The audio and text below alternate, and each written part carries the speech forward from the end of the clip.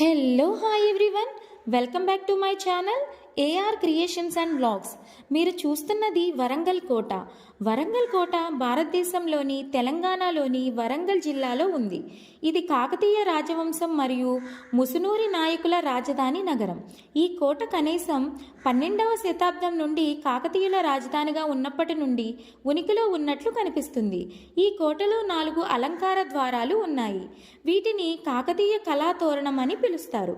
మరియు ఓరుగల్లు కోట కూడా ఉంది. ఇది మొదట శిథిలావస్థలో ఉన్న గొప్ప శివాలయానికి ప్రవేశ ద్వారాలను ఏర్పరుస్తుంది. కాకతీయ తోరణం ఆంధ్రప్రదేశ్ విభజన తర్వాత తెలంగాణ చిహ్నంలో అధికారికంగా చేర్చబడింది. ఈ కోటను యునెస్కో ప్రపంచ వారసత్వ ప్రదేశం యొక్క తాత్కాలిక జాబితాలో చేర్చారు మరియు దీనిని భారతదేశ శాశ్వత ప్రతినిధి బృందం 10/9/2010న యునెస్కోకు సమర్పించడం జరిగింది.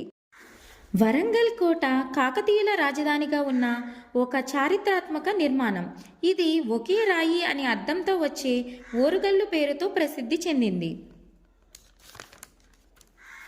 ఈ కోటలో అద్భుతమైన 4 తోరణ ద్వారాలు, ఒక గొప్ప శివాలయం ఉన్నాయి.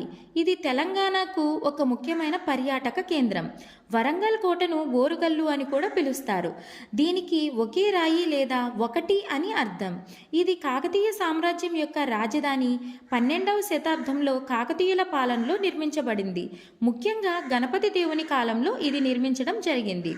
ఈ కోటలో 4 అందమైన తోరణ ద్వారాలు ఉన్నాయి. ఇవి కాకతీయ శిల్పకళను నిదర్శనం. ఇది తెలంగాణలో ఒక ముఖ్యమైన వారసత్వ ప్రదేశం. ఒకప్పుడు గొప్ప శివాలయానికి ప్రవేశ ద్వారంగా ఉండేది. తెలంగాణ రాష్ట్రంలో హైదరాబాద్ నుండి సుమారు 150 కిలోమీటర్ల దూరంలో ఉంది ఈ ఓరుగల్లు కోట.